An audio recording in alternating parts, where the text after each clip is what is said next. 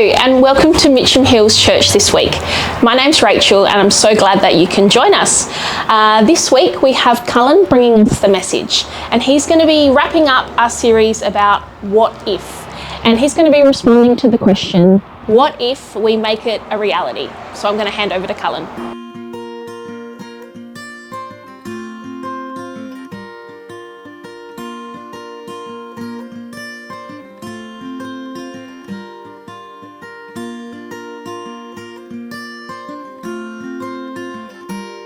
Good morning, everyone. My name is Cullen. If I haven't met you, it's a great privilege to be able to share with you this morning. And thank you so much to Lex and Scott and Grace and Rach and the whole team for leading us this morning. I want to start with a quick story. We like going camping, and we like going off-grid kind of camping, like the middle of nowhere. And when we go off-grid camping as a family, my wife, Merrin, has a great game that she loves to play with other people in the middle of nowhere. And the game goes like this. We're sitting around the campfire and I'm ready to kind of go to bed. And she says, let's play a game.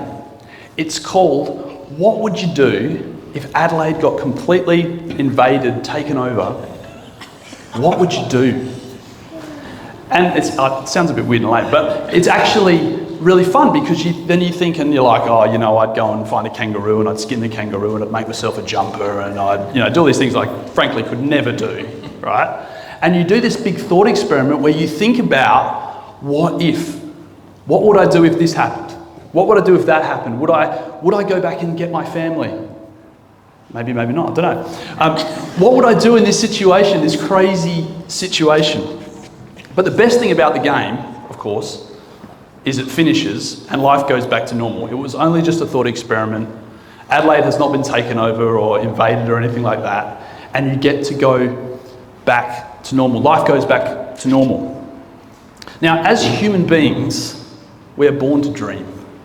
We're born to think about how our lives could be better. We're born to dream about how our world could be better. We're born to have good intentions and good ideas about how life can be better. And we're born to aspire to be better people, aspire to grow in character, aspire to make the world a better place.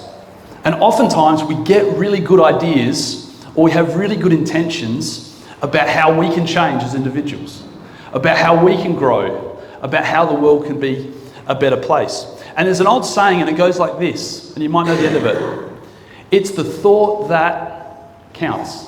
The thought that counts. But never has a statement been so kind of wrong, because it's never really the thought that counts. Think about this. It's never the thought that counts. It's never the intention that counts. And we talk about this a lot at Mitcham Hills Church, but the thing that makes a difference in your life and the thing that makes a difference in our community and in the world around us is doing, isn't it? Doing makes the difference. I mean, think about this for a moment, and sorry to make this sort of a morbid thing, but at your funeral, when someone's giving your eulogy, they're not going to say, gee, Heath had lots of good intentions to be a loving person. I'll probably be giving the eulogy, but Heath had lots of good intentions. Or Heath had some really good ideas about how he could become a great person. We're not going to say that, are we? We're going to say, this is what Heath did. Heath showed that he loved us because of this. Heath, sorry to make this about you, Heath. This is not your eulogy, but it's the doing that makes the difference, right? When it comes to the end of our lives, it's not going to be about whether we had good intentions along the way. It's not even going to be about, and this sounds like a strange thing to say in a church, it's not even going to be about what we believed. Even if they're deeply held beliefs, it's the doing that makes the difference. I mean, you think about this in your life and in my life. When we do something, when we actually act out on our beliefs and our good intentions and our good ideas and our deeply held beliefs, that's what impacts the people around us. When we actually do things. Doing makes the difference. But it's not easy, is it? Turning good ideas, good intentions, deeply held beliefs, turning those things into actions and turning them into our reality is not always easy. My 13-year-old daughter and I have just started running a couple of times a week, first thing in the morning. This Tuesday morning at 6 a.m, we're standing on the driveway and it's cold and wet because summer doesn't want to kind of arrive. And she looks at me and says, "Dad, if running is so good for me, why did God make it that I don't want to do it?" There's a little bit to unpack there, but what she's saying is this. If I know that getting up at 6 a.m. in the morning and going for a run is a good thing, why do I feel so unmotivated to do it? Why do the good things that I know intellectually are going to be good for me, the good things that I know intellectually are going to be good for my physical health, my mental health, my spouse, the family around me, the community, why do I struggle to do it?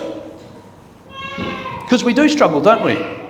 We so often, at the start of like January the 1st, we commit to new goals.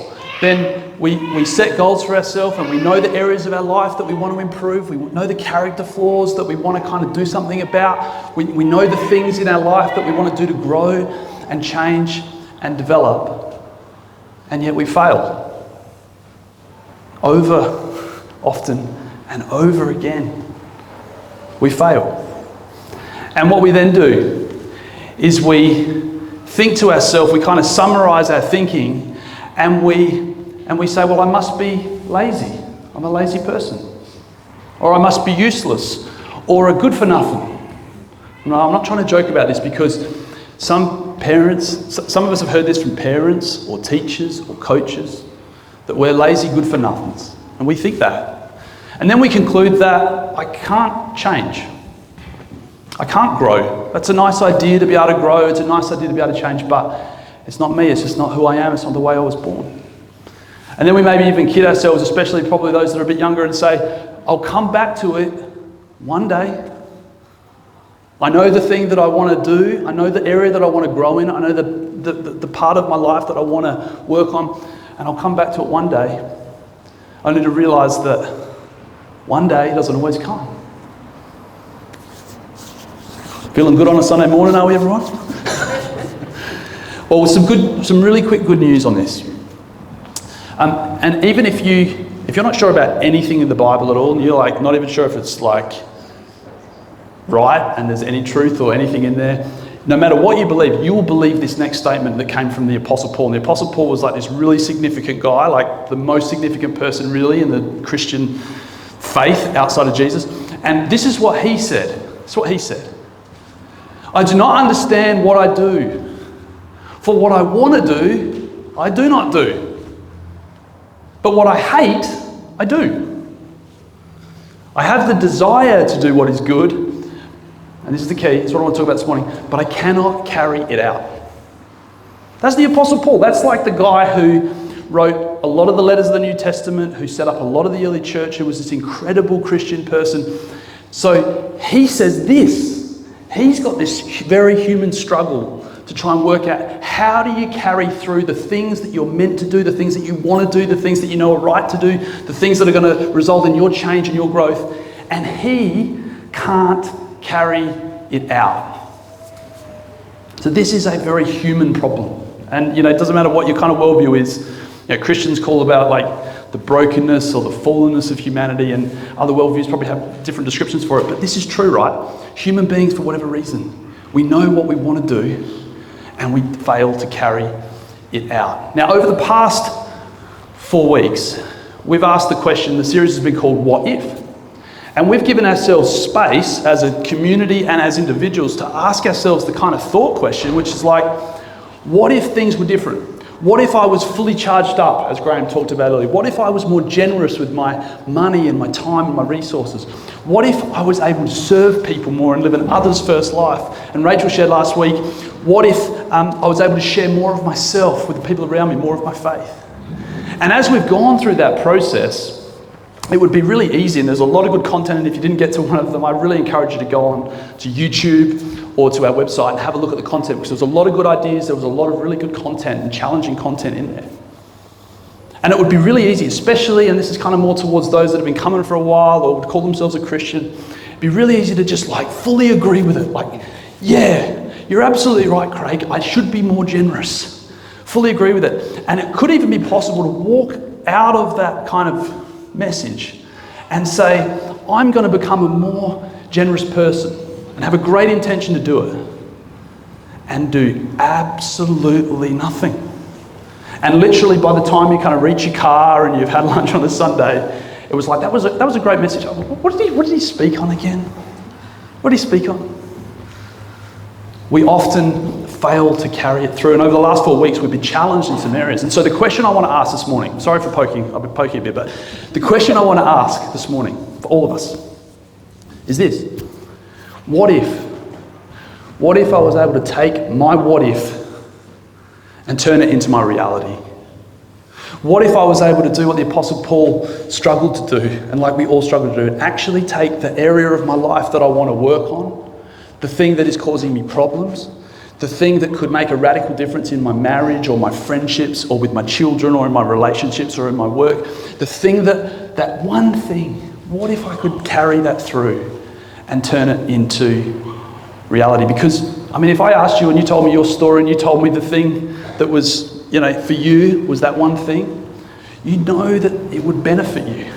Like, you know it would benefit you. Intellectually, you know that it would be a good thing to be a more generous person, to share more with the people around you.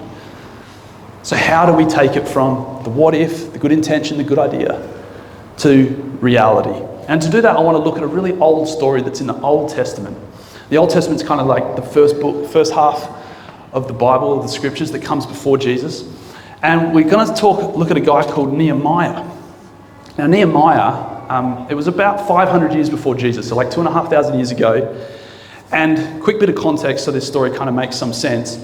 At that time, the Israelites, the people of Judah they were called at that time, they'd been taken over by the Babylonians, who had completely kind of destroyed their culture, who had sent them off into exile, who had moved them all out of Jerusalem, and had really fragmented the people of Israel. But then the Babylonians, they kind of reigned over them for a fair while and kind of destroyed a lot of their culture. And then the Persians came in and overthrew the Babylonians and were then the most powerful people in the world. And they kind of were a little bit better than the Babylonians in some ways. But what we find ourselves in a place is that the people of Israel are in a real mess. And symbolic of this was that the Babylonians had destroyed the thing that was almost the most important thing in the world to the people of Israel. It was the wall of Jerusalem. So I don't know if anyone's been to Jerusalem, but you can, from the city, you look at the city and you see the big walls around it. And the thing about a wall, especially in ancient times, was it did like really important stuff, like kept you safe, allowed you to have trade and commerce because you could actually kind of wrap around and protect all your commodities and all those sorts of things. But it also, for the people of Israel, was really important because it protected the temple. And the temple was where God was. And the wall had been completely destroyed. Now this guy Nehemiah, sorry, this is like a history lesson, I'm really sorry. This guy Nehemiah, he is working for the Persian king. He's the Persian king Artaxerxes' cupbearer. Now cupbearer sounds like a really kind of low-level kind of role, but back then it was like a serious like influencer. It was almost like a chief of staff. It like made sure the king didn't get poisoned, which is fairly important, but also managed all his wine and all those sorts of things. So the cupbearer was a fairly influential role. And so Nehemiah is working for the king and he's away from Jerusalem. And some of his friends come to him and they tell him the news that the wall of Jerusalem is completely destroyed. It's not there anymore. And the people of Israel are really, really vulnerable. And that's where we pick up the story. Thanks for letting me just share the context really quickly. And that's where we pick up the story in Nehemiah and Nehemiah chapter 1. And he's speaking in the first person. So he says this: when I heard these things, that they destroyed the wall of Jerusalem, they destroyed the gates, I sat down and wept. For some days, I mourned and fasted and prayed before the God of heaven. And this is kind of my first point that we're going to see in Nehemiah. It's the power of a burden in creating the motivation for change and growth in our life. The power of a burden. So Nehemiah has heard this story that the wall is down, and he sat down and wept. He felt a compelling sense that something had to be done. And what we're going to see in a moment is that Nehemiah wants to rebuild the wall. That's his thing. He wants to rebuild the wall. But before he gets to rebuilding the wall, God is doing something inside his heart to bring this burden forward. Now, over these last few weeks, and maybe in your life generally, there's something that makes you cry. There's something that if you don't do something about this thing, it's going to kind of colloquially end in tears. If you don't address that issue in your life, if I don't address that issue in my life, it's going to end up in tears. Or if you're not able to do something about that thing, it's worth crying about. And for Nehemiah, this was a really powerful thing. But this burden that Nehemiah felt, and the next chapter says that he spends 4 months stewing over this, stewing over it. What does he do? What does he do? What does he do? He feels a burden to fix this wall for a couple of reasons. One, national pride, like to actually, the people of Israel are like a national disgrace because they have no protection. And he wants to protect the families in that community, right? His burden is about other people, right? This is my first point. His burden is about other people. You know, if the area of growth in your life, if the area of development or change that you wanted to see in your life was just about you, it's never a compelling burden. It's never the thing that's going to get you out of bed in the morning and get you to go and change something. If it's just about you becoming a more satisfied person, or you having more wealth, or you being healthier, I mean, none of those are bad things.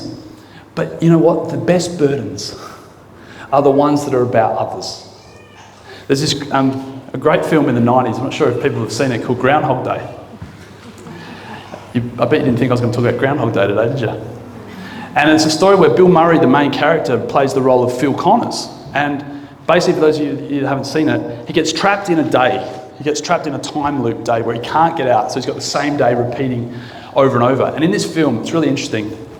It's both comedic, but also it's philosophically really, really interesting. So next time it's on at like 11 o'clock on 9, mate, pay attention to the philosophical depth of Groundhog Day. But in this story, Phil Connors is a real jerk. He's a real jerk, right, at the start of the film. And when he discovers that he's stuck in a day, he's stuck in Groundhog Day, he doesn't want to be there. He spends the first kind of quarter of the film trying to get out. He tries to do all sorts of things to get out of the day. Then, once he realises that he can't escape the day, it just keeps repeating. He's like, well, if I've got this, I know stuff because I'm living this day over and over. I want to leverage this day for me. And so he leverages it for himself, and the person who he wants to leverage most for himself is this lady called Rita, who he likes. So he does all these things to try and leverage for himself Rita. But you know what? It's really interesting. Every time he gets close to getting her over the line to liking him, he stuffs it up because ultimately he's selfish. He's selfish because it's all about him. And then the way the film kind of comes to a conclusion, this is a spoiler alert, but it was made in the 90s, so you're allowed to do spoiler alerts. The way the film comes to a conclusion is it's only when he's able to start living his life and become a person who cares about other people that he's able to actually transform himself out of Groundhog Day and also win the affection of Rita. That's the only way. And the same is true for us. If our growth, if our development, if our change is just all about us, it's not going to lead to self-transformation. It's not going to lead to self-actualization. The only way is when we have a burden for others. Now, for Nehemiah, he wanted to fix the wall and the gate for these families. But you know what? He didn't realise how much was at stake. Now, historians say, when they think about this period of history, through the Babylonians, the Persians, and then the Romans, it's actually a remarkable historical fact that the people of Israel actually came out the other end as a nation, as a people group. Like, if you look at what happened to them historically, and the fact that they were pulled and pushed and exiled and all over the place, it is remarkable that they were able to come through this. But you know what? The keeping of Jerusalem for them, and I'm not trying to make any kind of broader points or anything like here, just this is a historical thing. The keeping of Jerusalem, the building up of the wall, was integral to them being able to survive as a people group throughout. So Nehemiah, whilst he thought he was building the wall for the families and the people that he knew, he didn't really know how much was at stake. That the entire people of Judah and Israel, that their future was at stake. Friends, the decisions and choices that we make, the ability for us to move from good ideas and good intentions into reality always has a ripple effect outwards. Always has a ripple effect outwards. I mean, you think about your own story and you think about your own experiences.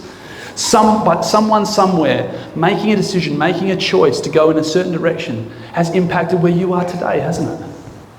And we never really know. We never really know what's at stake when we step out and do something and act, or when we choose not to act. We never know what's at stake. We never know what's really hanging in the balance when we make certain decisions, choices, and actions. We never really know what's at stake. So for Nehemiah, he had this power of a burden. But then as the story goes along, he's kind of working, and the king, he's feeling a bit downcast. The king says, "What's going on?" I'm just quickly paraphrasing some other text. And he says, "I've got this really challenging situation. I've got this burden," basically, Nehemiah says to the king. And then it says this: "The king said to me, 'What is it you want? What is it you want?'" Just go back on. "Then I prayed," this is what Nehemiah says, "then I prayed to the God of heaven." This is interesting. This is the order of priority, right? So the king says, "What do you want?" And before he says, "This is what I want," he prays again. He reflects. Now, I'm not going to do a big thing here on prayer, but prayer is incredible for two reasons. Well, multiple reasons, but two main reasons here. Prayer is always a posture of humility. Prayer is saying, "I don't have all the answers." Prayer is always saying, "I can't do this on my own." And the second thing, prayer is seeking wisdom and guidance and truth, isn't it? And so in this moment where he gets "What do you want?" he prays to the God of heaven. I think that's really important. And then he goes on to say, "And I answered the king, if it pleases the king, and if your servant has found favour in his sight, let him send me to the city in Judah where my ancestors are buried so that I can rebuild it." He's going to rebuild the wall. And then it goes on to say this: "And the king, with the queen sitting beside me, asked me, 'How long will your journey take and when will you get back?' And they sort of nutted that out. And then it pleased the king to send me." And I like this part, and this just jumped out at me. "So I set a time." So I set a time. How do you take something from a good idea, a good intention, a good belief, and turn it into action? You pray, and then you think practically. Think practically. You know, so often, and Christians are the worst at this. They're and I'm a Christian, so I can say that we're the worst at this. We're like, "God, make me more patient. Make me more patient." Have you done it? Have you done it yet? That's sort of a joke, but not really. When my youngest, Letitia, had her first day of reception, when she came home that day, I said, "How was your day, darling?" And she said, "Really good. Can't read yet." Aren't we quick to expect God to kind of zap us and change us? When actually what we read about through the whole scriptures, not just in Nehemiah, what we read about through the whole scriptures is that there are practical steps that we have to take. It's setting your alarm. It's writing a list. It's doing these spiritual acts of organisation, logistics to get something done. It's like what we think about here at church. There's not sort of spiritual jobs like worship leading and doing communion and preaching, and then non-spiritual jobs like coffee and setting things up. It's all a spiritual act. Every part of it is just as spiritual as the other. And when you and I take organisational, logistical steps to get organised, to take something from here to here, it makes a real difference. He took practical steps, and in the next slide, he organised papers, he organised letters, basically visas, and then he also, "Can I have a letter?" he asked the king. He's thinking practically, "to the keeper of the royal park, head of the national park, because I want to cut some trees down to get some timber to make the beams for the gates." He's thinking organisationally, he's thinking practically. In the next few chapters, we read that he then does the next thing that's really important. He cobbles together people to help. He gets people to help him with this project. And in, I think, chapter 3 and chapter 5, there is these entire lists of people who come and do work and who get on fire for this. And this is what it summarises when it says this: "So we rebuilt the wall till all of it reached half its height." So they did the first half. We did, for the people worked with all their heart. They got a burden. When we think about the area of growth and development in our lives, it's easy to think, "I've got to go away, Cullen. I know what you're saying. You're right. I've got to go away and I've got to go and work on this. And I've got to do it myself." Human beings aren't built like that. Human beings are built for relationship. We're built for community. And we can't do it on our own. None of us can. The Apostle Paul can't do it on his own. And we can't do it on our own either. We need people, and that's why being in a community, whether it's this one, whether it's another church community, having friendships, deep friendships, is how you actually go from a what if to a reality. He got help. And then the last thing he did was he persevered. Getting anything done in this world, getting anything done, and this is not a Christian thing, it's just a thing. Getting anything done in this world requires perseverance. It's not easy. It requires perseverance. And this is what he said. This is what happens next. When word came to Sanballat, Tobiah, Geshem the Arab, and the rest of our enemies that I had rebuilt the wall and not a gap was left in it. These are some other prominent people in the community. They sent me this message. Excuse me. Sorry about that. Just grab some water. So. Thank you. They sent me this message. Come, let us meet together in one of the villages on the plain of Ono. Okay? Interestingly, they found some inscriptions about Geshem the Arab only a few years ago. Really interesting. These people, for jealousy or because they're not happy and politics starts getting played, right? Because you know when there's success at stake, politics starts getting played and people start getting involved. They want him to come down from building the wall and they want to have a meeting. And I love this part. This is how he responds. It says, tell them, I am carrying on a great project and cannot go down. Carrying on a great project and cannot go down. What's he saying? I will not be distracted. I will not be distracted. I have a great project, a great undertaking that is underway, and I'm going to finish it through, and I'm not going to be distracted. We live in the world of distraction, don't we? I mean, we can't go like 10 minutes focusing on a project without having stuff buzzing, without having things interrupting us, and we just kind of go, oh, so I didn't get anything done today because, you know, things popped up and there was an interesting news story and there was a story about, you know, Travis Head doing this or this. It swung me off balance. We get distracted so easily. Nehemiah, he didn't get distracted. Why? Because he had a great project. You know what? There are great projects in our lives. Great projects to become the kinds of people that we want to become, the kind of people that God's calling us to be. There are great burdens. And we've got to be more like Nehemiah, where we're like, sorry, I'd love to do that thing that you want me to do, or I'd love to do that, but I will not be distracted. I'm carrying this through. And he persevered all the way. And he rebuilt the wall. He rebuilt the wall. It's the end of the story. He rebuilt the wall, fixed all the gates, sorted everything out. And he sorted out Jerusalem.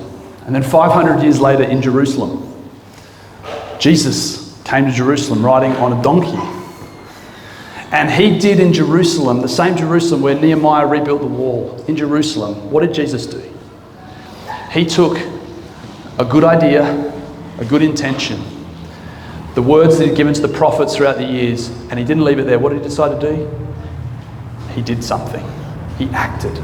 Through the cross, through his life, through his resurrection. He showed us through doing what God is really like. He showed us and he showed me and he showed you how much God loves us. That's his great project that he carried through all the way to completion for you and for me. That's the great project of God. So what do we do with this? What's your great project? What's the thing that you would love to take a step forward with? What's the thing in your life that's just sitting there and you're like, one day I'll get to it. One day I'll deal with it. Because you don't know what hangs in the balance of that.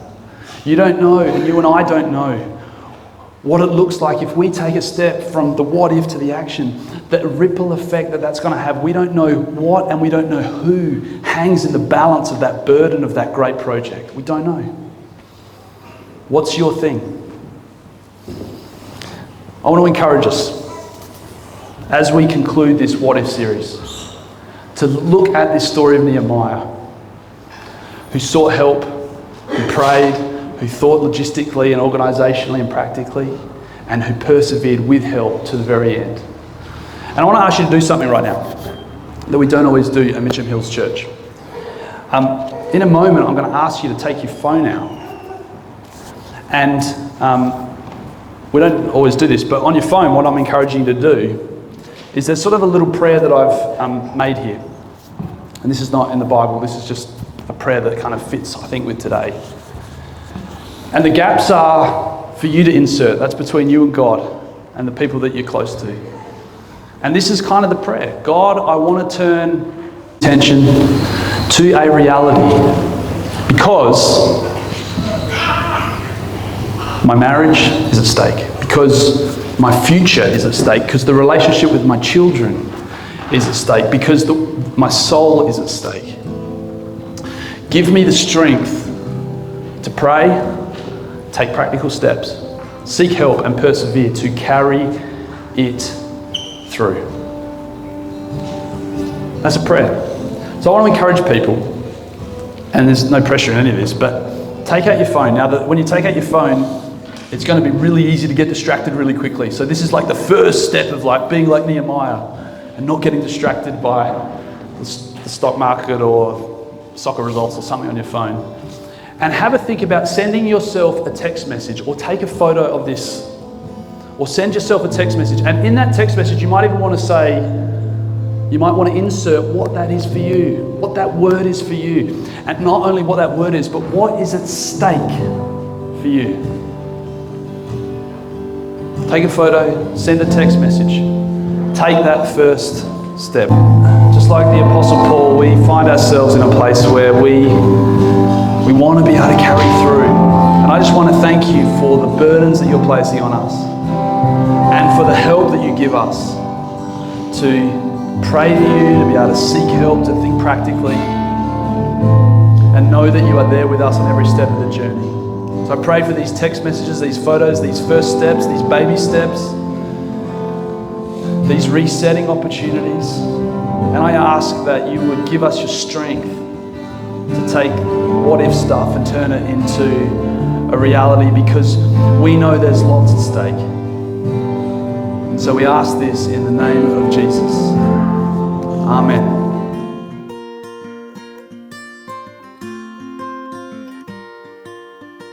Thank you, Cullen, for sharing that message with us this morning and giving us a prompt to think about what it might be in our own lives that is something that we can hand over to God. And encourage you, if you want to know more about what's happening in the life of Mitcham Hills Church, just to hover over that QR code. We've got so much happening, and we're so pleased that you could join us this week, and we just pray blessings for you all in the week ahead.